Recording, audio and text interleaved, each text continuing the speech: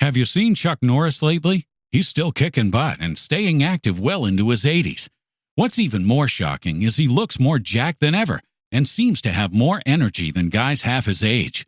And it's all thanks to Morning Kick, a revolutionary new daily drink from Roundhouse Provisions that combines ultra-potent greens like spirulina and kale with probiotics, prebiotics, collagen, and even ashwagandha. Just mix with water, stir, and enjoy.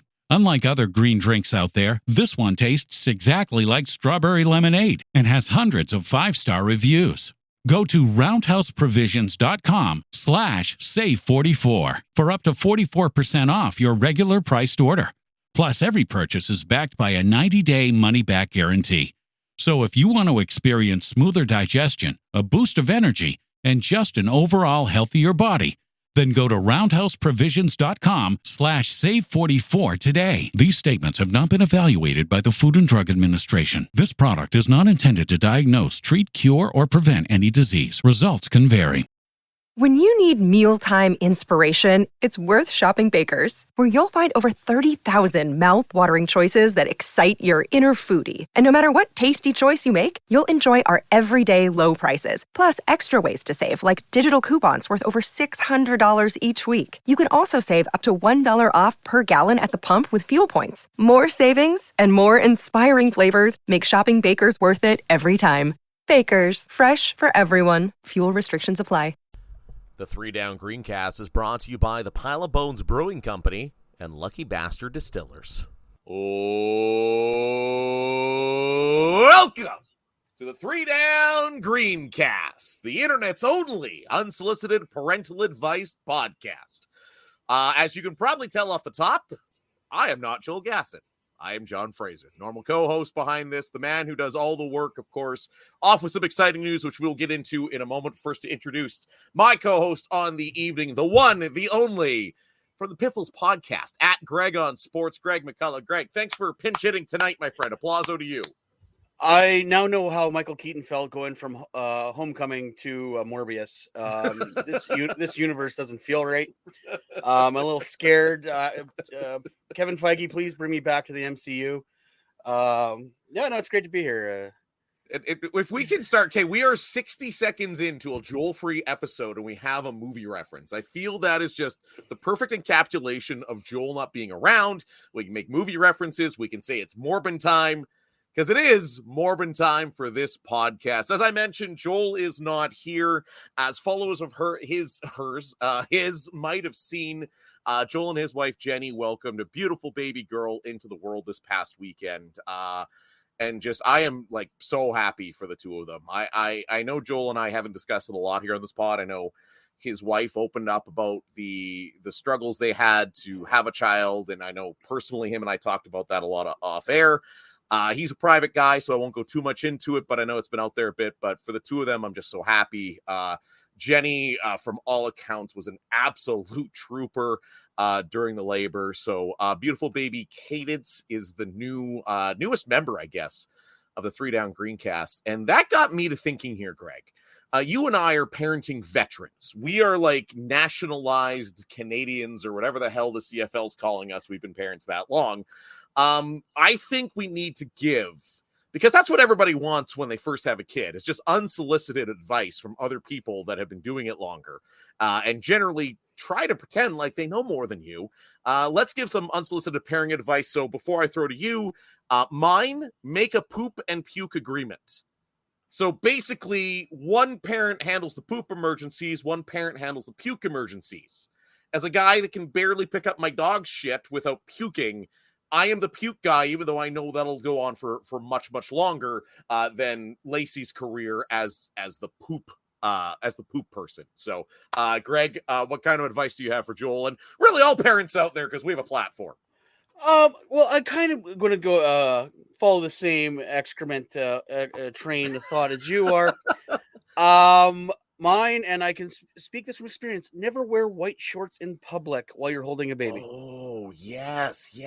There's a story behind this, I feel. I need to hear it. Let's just say it was the quickest time I ever spent in an Applebee's. That's what you get for going to Applebee's. So holding young baby Connor on my lap, and all of a sudden, I heard a gurgle. That sounded like a lot, and I looked down, and yes, it was up his back, out of his shorts, all over my nice white golf shorts.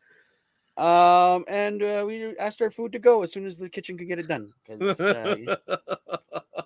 Well, that's the worst. Like you've always got the spare set of clothes for the kids. But it's rarely you've got the spare set of clothes for yourself. I've also learned I used to wear a lot of black shirts, but like kids, especially like they stub their toe or anything, they get like exceptionally like snot coming from all the orifices, and they bury their face in your shoulder. If you're wearing anything black, dark at all, it's going to show up on that. And when it dries, it doesn't look like snot. Looks like you've been doing some other activities. Kids are just basically bodily fluids. Like babies are bodily fluids in a like soft bag that you must protect them. That's all they are. They're cute. They're cute. But there's stuff that comes out of their body that is not natural. I am sorry. And the fact that you do not go, oh my God, and just throw it into a bush is because it's cute. So you feel like you need to nurture it. Well, it's like the number one piece of dad advice I got was before we had Max, before we had our first, was the first poop is going to be blacker than like anything you've ever seen, and don't worry about it. So the first few tar poops, if you're out there, if you're expecting, they are in fact going to be absolutely terrible. So welcome to the world of parenting, Joel Gasson. Greg and I are here to annoy you with our advice because let's face it, on a serious note, everybody's just going to figure it out their own way. You're going to do what's right for you. And that might be the only correct take I've ever had in the history of this pod, Greg.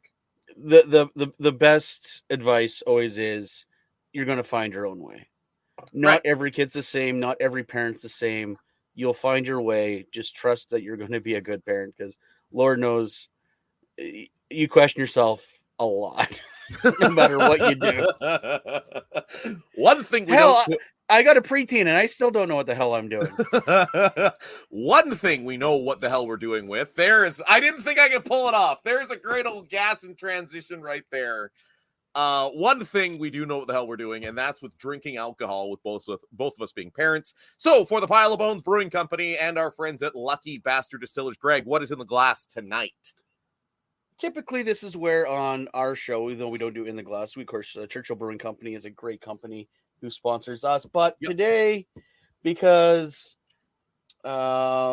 reasons this weekend, I am drinking Rebellion's 89 in honor of Pride that they did for Queen City Pride. And I hear if you open the can, if you listen very carefully, you can hear "fuck John Chick." So what you're saying, Greg, is we shouldn't go out on the street and ask people's opinions on a story that's a week old. Oh, don't even get me started on that. Like, we have a rant section on our pod. You don't want to get me started on that. No, I look forward to listening to that. For me, I actually, as usual as I do, I go with a cocktail. So Lacey, for a recipe, had to buy some mint and some lime.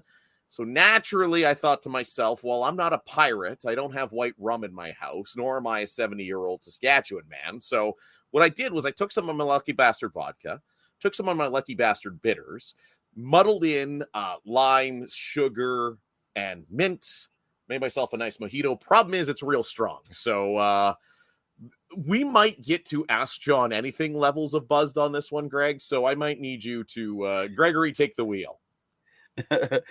That is probably a bad idea. You know what's not a bad idea? Another Gasson-like transition. Let's talk about a football game that happened on Friday. You and I were both at. You and I almost ended up sitting together actually at this one. Yeah, so someone blew me off. I wonder who that was. I'm sorry. I went up in a bus with people, and I didn't want to get separated from them. You know, I don't want to be like, especially with how drunk I was, I didn't want to be like that little kid running around in the Walmart looking for their adult at the end of the night, which probably would have been me. So again, thank you. But you and I were on exact opposite ends of the stadium. So like, we've got the entire view of the field covered. So clearly we're going to have the most accurate reporting or something like that. Better than CFL stats. I guarantee you that. Oh, speaking of that, this is now a run. This is not even a gag. I applied to get into their champion sports data. And I haven't dropped CFL Connect game stats. I haven't dropped like Justin Dunk's name in 3 Down Nation, who I barely represent. And it's like still pending. This is 3 weeks ago. But I did notice, Greg, there are finally individual defensive stats up on the website. But there's one fact that they cannot debate. If you go to the website right now, nobody can tell me Greg McCullough is not the CFL stats sacks leader. Well, it's true. Did you see me out there? Listen, man, I was so pie-eyed by the end of this one, I might have been, because it had been a very long time, well, since 2019, since I had seen the Blue Bombers pull off a win in Regina, that doing to the tune of 45-27. Before we get into the bit we're going to steal from Gas to honor him here on the pod tonight, as I'm talking like he's dead and not just away with a new baby. It's the same thing, technically. Right, that's you will never be awake. You're basically a zombie. Like you're a zombie at that point. Like you're not sleeping. You don't really feel alive. You're just there. Well, and like they were at, he was giving me a breakdown of the menu at the Regina General Hospital's Robin's Donuts. There is a Robin's Donuts there that apparently also serves Jamaican food. Ooh. They did not have that when I was there. I guarantee you that. No, I heard by the third night him and Jenny were there, he had switched to veggie falafel. Ooh. And normally I would say you don't make friends with salad, but I get it. It had been a while. I know at RUH in Saskatoon, the chili dog is to die for, but I say that because I'm a fat guy. But yeah, before we get to the good, the bad, the dumb, Greg, just some quick encapsulating thoughts there on the game. What did you see through your Riders tinted glasses? It's amazing how positive everyone has come out of an 18-point loss. Yes. I've seen 4-point losses where Rider fans are ready to like burn the stadium down. The fact that everyone has come out of this game going, the Riders are good this year, and they're not wrong. They are good this year. Yeah. But Winnipeg is still, unfortunately, the class of the league. It's just a matter of how good can the Riders be. I think there's a legit shot at second place this year. Yes. They've got, unfortunately, these injuries are starting to pile up already. But I think there's hope, and it's just weird. Like usually when Rider fans have this much hope, we're ready for a fall. Like we're talking like Dan Clark missing a block at the Banjo Bowl. Darren Durant is out for the season. Type Yes. of fall is coming. Yes. Now, the thing I find fascinating is, I mean, they're 1-1, which is, I think that's kind of, I don't want to call it a dream start. I mean, a dream start would be 2-0, but that's kind of what we all expected. We thought that obviously they'd win one, lose the other, kind of coming into this to temper the expectations. But I think you're exactly right. I think it's been a long time. And people on social media have come out and called me not a Cody Fajardo guy. I like Cody. You guys did the Jesus sprinkles thing with him.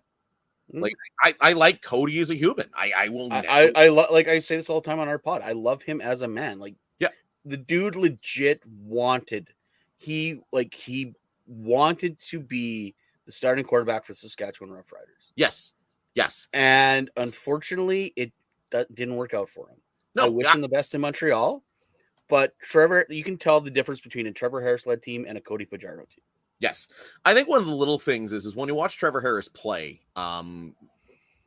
you can see him, and I know you're a big New England Patriots fan, and I've been in this space. I've even said he kind of reminds me the way he moves around the pocket of a little bit of Tom Brady. And he's in the Tom Brady system. He is. And I'm not sitting here, and this is not, I have some shitty takes, and don't put out John Fraser says that Trevor Harris is the Tom Brady of the CFL, but watch the way he moves in the pocket. And I don't pretend to know football very well, but I know that that's a lot different than Cody. He's stable. He's calm. So if me calling out his ability to stay stable and calm behind a slightly improved offensive line makes me a Cody hater, then I guess I'm a Cody hater because I like the guy. I don't think he's a starting quarterback in the CFL.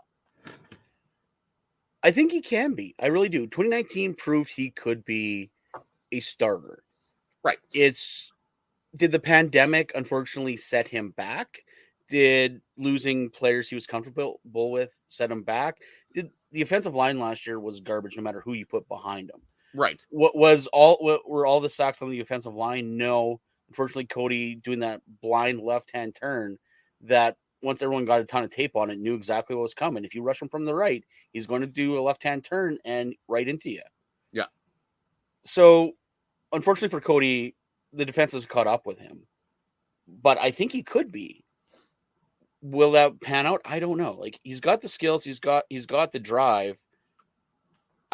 Sometimes I do. I question his toughness more than anything, unfortunately. Yeah, and I mean, and this is a guy that blocked everybody associated with 3 Down Nation. So, I mean, but I don't want to get into that. I'm not here to start social media beef or go as far as calling you Greg the Groomer on social media for just standing up for people being good people. You know. I mean, come on. You know I had to bring it up there, but we will leave. That one, we will leave at that.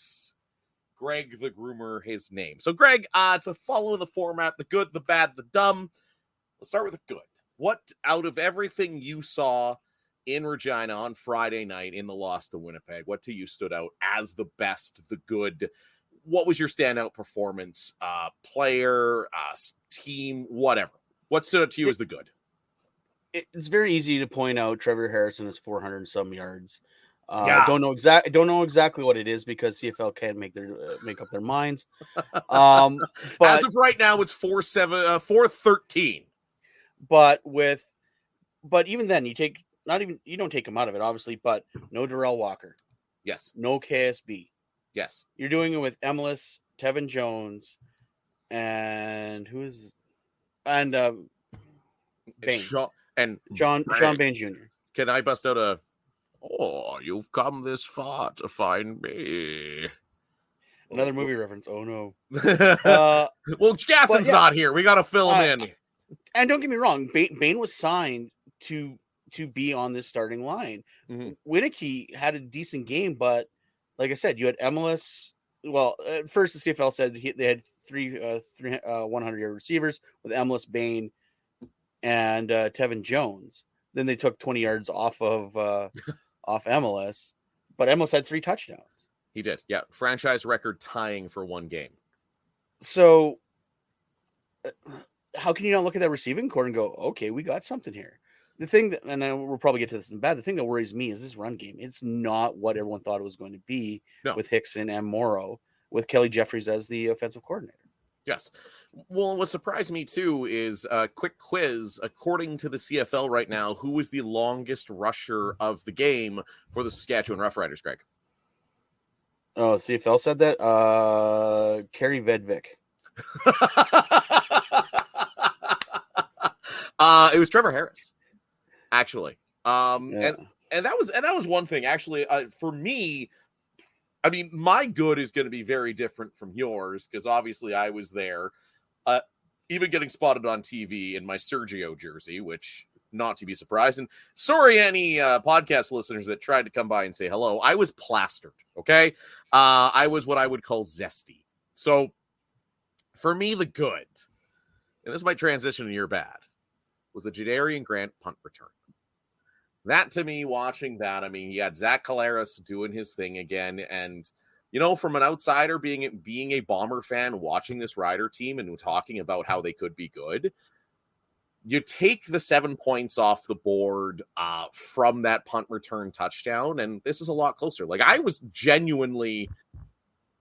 This wasn't one of those games. I mean, the scoreline ends up being 45-27. It's not one of those games that I'm going, like, cruise control the entire way. Like, I thought for sure the Riders kept it close. They played well. 413 yards passing against this Winnipeg defense. They did stop the run, which Winnipeg's known for doing. But to me, the good, as a Bomber fan, the Jadarian Grant touchdown, how good was that? Like, I'm sure even you can admit, Greg, even though it was a bit of a backbreaker, what a great punt return.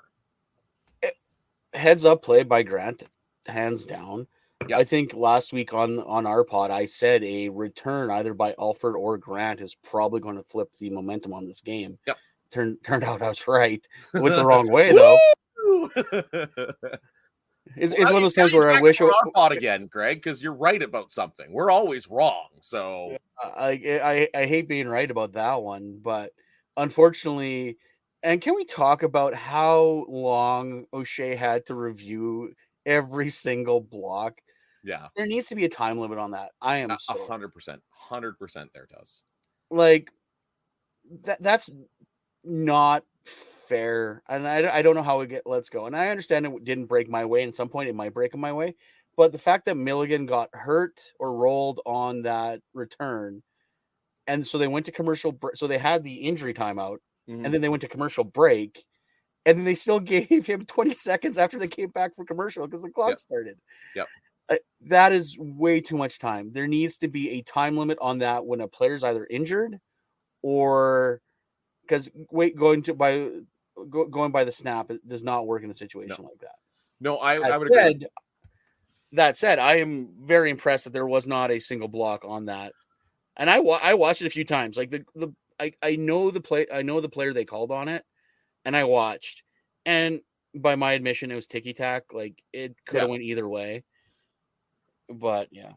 No, I would agree with you. Now, one thing, and I always lean a lot into my experience with the National Lacrosse League, and to me, I always compare the CFL to the NLL in a lot of ways. They're both, up and coming, slightly niche sports in terms of North America, right? I mean, obviously the NLL is the best professional lacrosse you can get, right? But one of the things they absolutely do right, you have 60 seconds after the goal to throw your challenge flag. So anything you want to challenge, even if the play has started, because it's not before the faceoff, so they don't hold the faceoff. It's boom, score, your 60 seconds starts now. You've got that 60 seconds to get your reviews in, even though the play is moving on. So the nice thing is you don't have guys like delaying to go take the faceoff, delaying to, take a snap. Oh, it doesn't matter if a guy got hurt or rolled up on, right?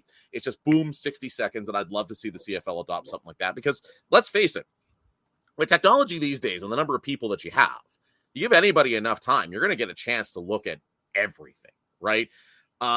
And the other reason I agree with you is the amount of time that took. Like, yes, the call was ticky-tack. I agree with you. But in the stadium, first you're going nuts. Like, we're going nuts as Bomber fans. And then we see the flag and we're like, okay, yeah, it's your typical, punt return. I don't know how you miss 10 guys and find a way to not pick up a penalty. And the amount of time it took and for the officials to even go, because it's not like O'Shea said, I'm challenging that this guy didn't block this guy. O'Shea, the literal in-stadium announcement was, we've reviewed all blocks and there are no illegal blocks. Like, it took way too long. It sapped what could have been a great moment or I guess a soul-crushing moment for the Riders and a great moment for the Bombers and a great moment for the broadcast. Took it all away because of the CFL's replay rules. So I'm with you on that. It completely killed any flow the game had. 100% it did. Like, the game was snappy. It was good. It was exciting. I haven't watched the PVR replay outside of, the fact that I made the appearance on because I am a narcissist and I'll be the first to admit it. But to me, you're right. Like, it just, like, the stadium was good. We were coming out of house. Like, it just was a great vibe. It was a great night in Regina. And past that, it just kind of went flat. So I would agree with you. I do think they need to do something. I do think they need to adopt something like the NLL. So that's our good from two very different sides. The bad, Greg, what was the worst out from that loss to my Winnipeg Blue Bombers? When you need mealtime inspiration, it's worth shopping Baker's, where you'll find over 30,000 mouth-watering choices that excite your inner foodie. And no matter what tasty choice you make, you'll enjoy our everyday low prices, plus extra ways to save, like digital coupons worth over $600 each week. You can also save up to $1 off per gallon at the pump with fuel points. More savings and more inspiring flavors make shopping Baker's worth it every time. Baker's, fresh for everyone. Fuel restrictions apply. When you need mealtime inspiration, it's worth shopping Baker's, where you'll find over 30,000 mouth-watering choices that excite your inner foodie. And no matter what tasty choice you make, you'll enjoy our everyday low prices, plus extra ways to save, like digital coupons worth over $600 each week. You can also save up to $1 off per gallon at the pump with fuel points. More savings and more inspiring flavors make shopping Baker's worth it every time. Baker's, fresh for everyone. Fuel restrictions apply. The easy answer is missing about 9 tackles, but on that return, 10. Brendan McGuire, who filled in for Joel Gasson with the good, the bad, the dumb, they said they counted the press box, 10 missed tackles on that aforementioned return. I would also like to throw that column in the dumb part, but I digress. I like you. I like you, Brendan. Just yeah. Anyway, we gotta harass people a little bit on this podcast, right? I mean, it's the same coming up with the dumb. CKOM's Britton Gray. You're right in my crosshairs, even though I like Britton a lot. I'm a little concerned. I'm not. I don't want to put this in the bag completely. I'm a little concerned about Brett Lawther, and I got a little heat. I got a little heat on my Twitter from going. We went from Brett fucking Lawther to fucking Brett Lawther, because something hasn't been right since late last season. I don't know if he's fighting an injury, if it's or I got a lot of chatter that they're blaming Corsack as a new holder. I don't know what it is, but he is shanking kicks that he never used to shank before. Yes. And I went from going anything under 53 yards, Lawther's got this, to is he going to make this extra point? And I don't like that feeling. Like that's probably how you felt with Leggio. That's exactly it. That is exactly how I felt with Mark Leggio, that even the extra points become an adventure, and that's not a good spot to be in as a fan or as a team, right? Because in the CFL, those make a difference. It's the same thing. Like, and then for Lawther too, I noticed, and again, stats are what there are, but even like his kickoffs didn't quite have the same zip on them, right? Like you saw it last year, he could just hit absolute nukes. According to the CFL stats, which again, take with a grain of salt, 63-yard averaged. And when you compare that to my boy, a very nice 69-yard average. But you're right. I still hate Chris Jones. I have a new reason to hate Chris Jones, just so everyone knows that. And that new reason would be, Greg, you have to say it. Because he cut Sergio. Like, no, you bury him. You keep him. Like, right now, Edmonton is begging for points, and then you got like the best kicker in the league back with the best team in the league right now. Why? Because that's what Chris Jones does. Them not having Sergio made a very good Grey Cup for me. Chris Jones, you're ruining it. The Grey Cup MOP, or should have been MOP, that being Mr. Sergio Castillo. You're right about Lawther too. When you watch his body language, and again, I don't claim to be an expert on any of this shit, but working in a sales job, you kind of learn a thing or two about the way people walk around. They come into your office, they come into the dealership. You know, you just kind of get a feel for that kind of stuff. And Lawther doesn't seem to have that same crushing beers and pill place after he makes a game winner kind of swagger to him. So it does make you wonder, is something wrong, or was he just that heartbroken from not getting an NFL shot? Like, has that messed with him a little bit? Has something changed? But let's hope he can figure it out, because again, he's literally like, unironically, I think the conversation for best kicker in the league, and obviously I'm biased, was between Lawther and Sergio. And don't get me wrong, if it is hard feelings about the NFL, I don't blame him. You got Brett Maher out there shanking things left and right, and he just keeps on getting jobs. Yes. Oh, you can't make it with the Cowboys? Come to the Vikings. Can't make it with the Vikings? Come to the Giants. It makes no sense. Yet this guy is kicking above par for everything and not even getting a look. It makes no sense. So you want to know something else funny that's that I would call the bad right now, because I didn't see a lot of bad from my Bombers in that game, and I think you and I have the same bad feelings on the 10 missed tackles and Brett Lawther. If you actually go, because I was trying to look up to see how many extra points he'd missed this year, because I'm not keeping track, and I have to depend on the CFL's website. If you actually go to his player profile and try to click seasons or game log, there is no link. You simply highlight the word seasons or game log. Like at what point? At what point are they going to figure this out? Genius Sports. Can your name be more ironic? Well, that's the problem. I mean, we're sitting here doing a dumb little podcast, and it is dumb. But like, I don't even have the ability while you're talking to look up the fact how many extra points and field goals that Brett Lawther has made this year. I don't even want to get into his career. I just want to know how many he's missed this year, and I can't do that. Am I allowed to call that the bad? Because I'm calling that the bad, because right now, like, trying to like Joel anchors this podcast. He's the smart guy. I'm just kind of the dumb guy on this, the reactionary one. You're the smart guy, Greg. I'm just trying to sound smart, and I can't even do that. I can't even tell you how many extra points for the man formerly known as Brett fucking Lowther has made or has missed.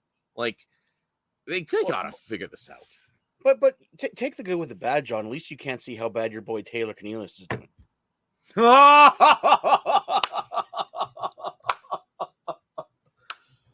Did Joel pay you to say that one? He made sure I made sure to reference it. That's impressive. That is impressive. Yes. Your boy Corn Pop. My boy Corn Pop, my boy Taylor Cornelius, who I said on this very podcast was going to be, I would rather have him over Cody Fajardo, who I thought was going to be this great thing this year, manages to somehow get shut out in the CFL. He's the white Michael Bishop.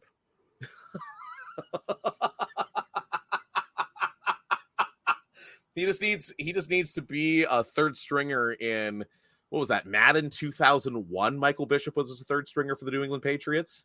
Well, he was above the depth chart than Tom Brady. That's right. I forgot about that.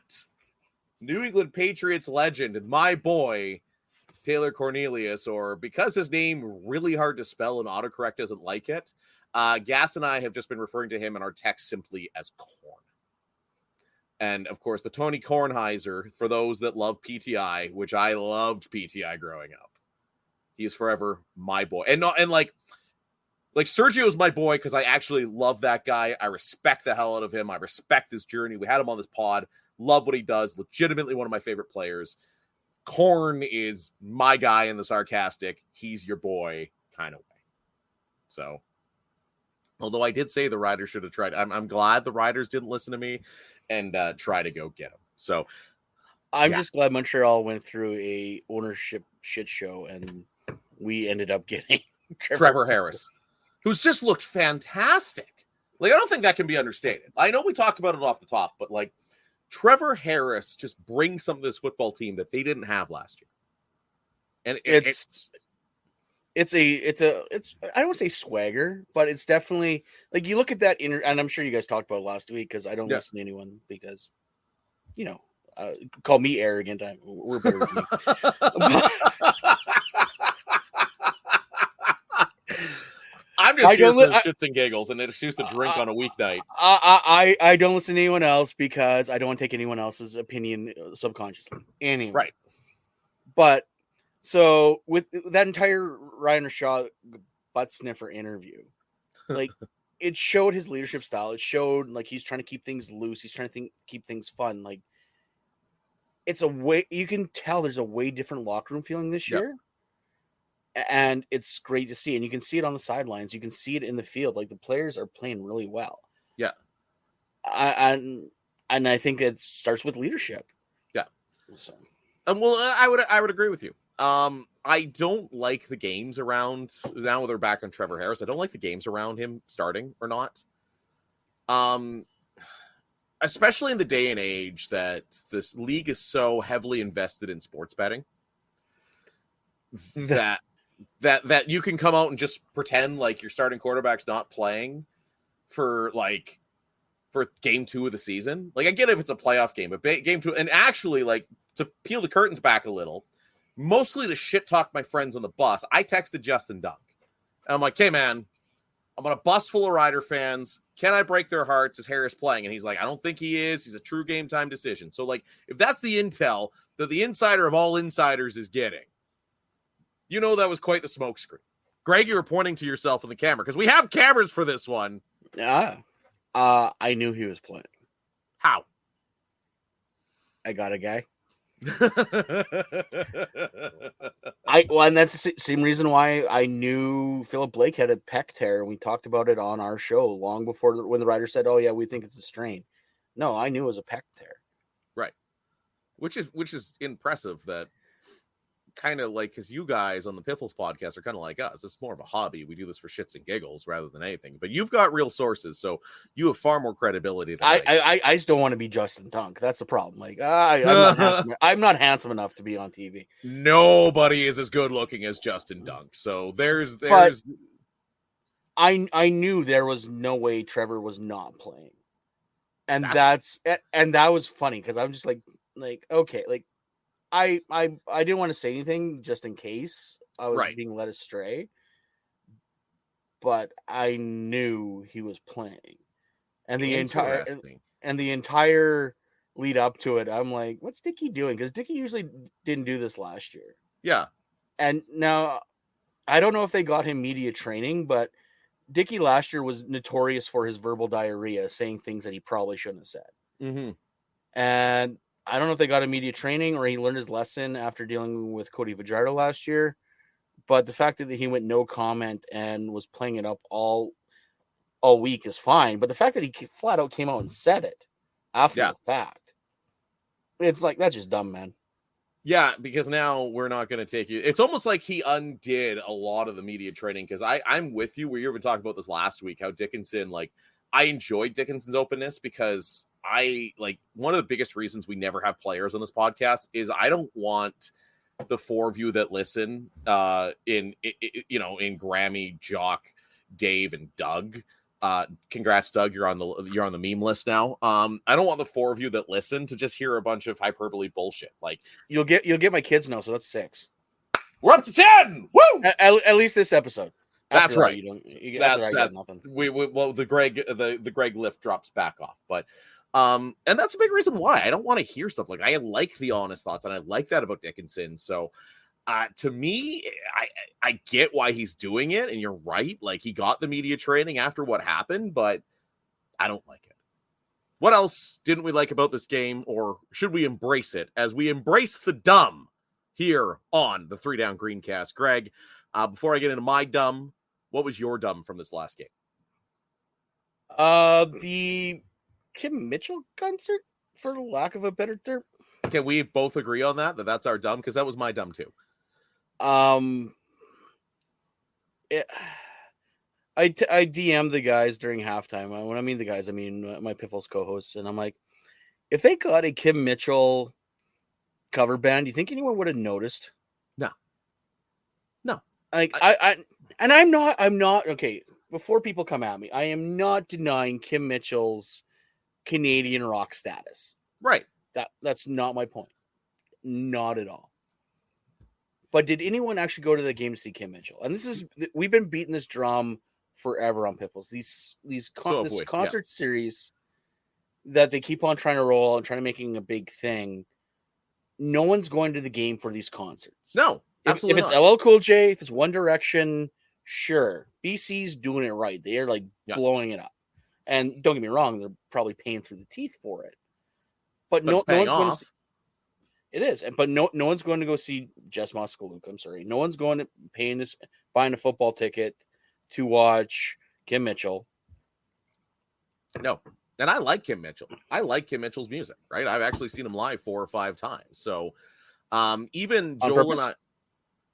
You work in Canadian radio long enough, Greg. Between Kim Mitchell and Trooper, I'm pretty sure I can name off their set lists every single time. I'll tell you what, I guarantee you, the one summer, I want to say it's the summer of 2005, any small town bar I walked in, it was like I was following Harlequin around like they were the Grateful Dead. Oh, now I just feel bad for you because they're not even a good Canadian rock band, right? Like, speaking of good Canadian rock, one thing, and that Joel and I have talked about this obviously, but you've brought it up.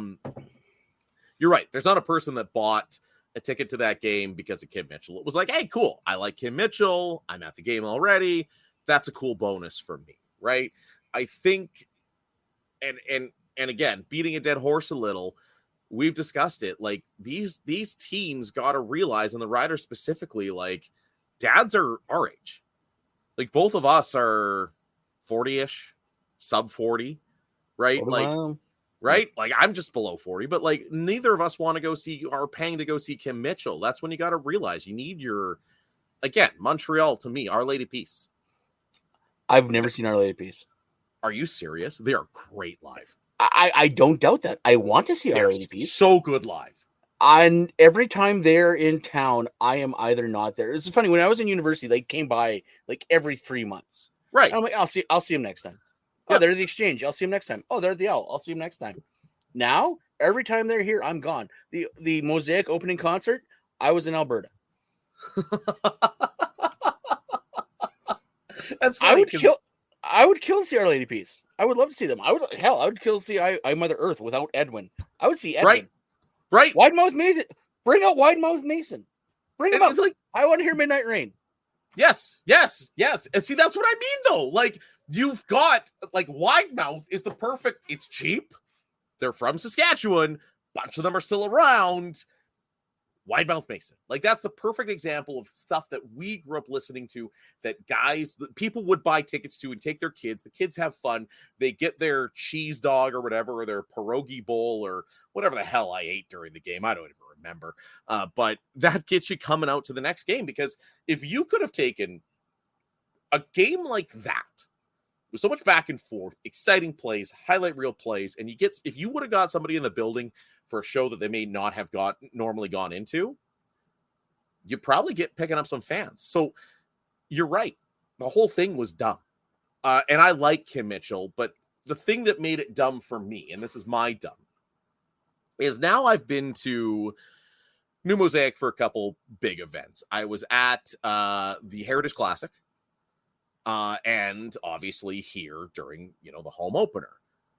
The fact that they haven't figured out how to do non-center field acoustics in that place, because I've seen Kim Mitchell a lot of times. Kim Mitchell sounds way better than he did. You almost did a disservice to him, right? Like, so you bring out a guy that's like, yeah, dad rock, woo, Canadian rock. And then you make him sound like shit. Like, that ain't bringing anybody to the game. That ain't doing Kim Mitchell any favors. Like, I'm sure he's got his tens of thousands of dollars in the bank. I don't know if he's still doing radio, but I'm going to feel really dirty right now. 1 second. I got to stretch. So I give Inaccessible Group Field a lot of shit.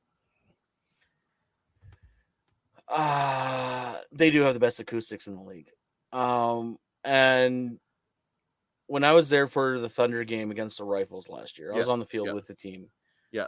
And the warm-up music, I could barely think.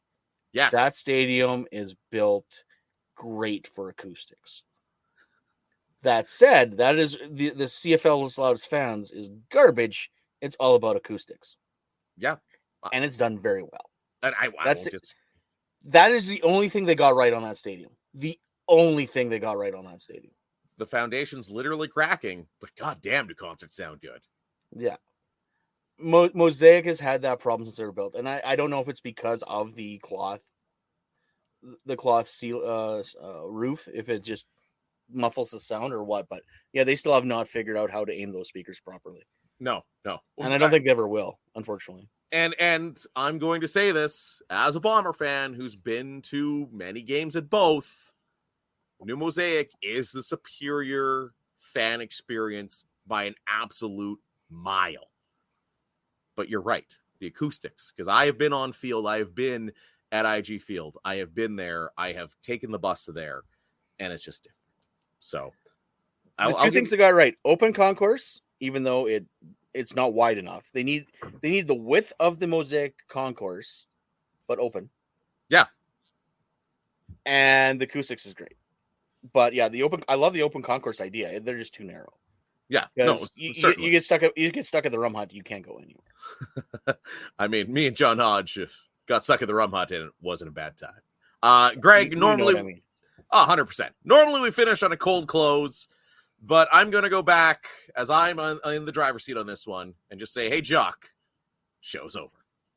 Save big at Menards. Discovering the perfect paint for your home has never been easier with Zinsser's Smart Coat. Plan smart with interactive tools at smartcoat.com. Buy smart in-store or online for home delivery. And paint smart with this advanced paint and primer in one. Save big on Zinsser's Smart Coat at Menards. America's #1 home improvement retailer for customer satisfaction, according to J.D. Power. For J.D. Power 2024 award information, visit jdpower.com/awards. Save big money at Menards.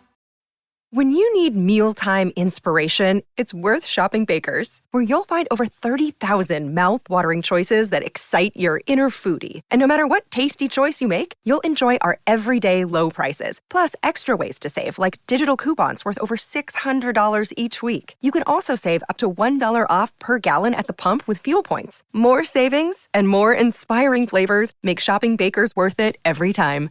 Baker's, fresh for everyone. Fuel restrictions apply.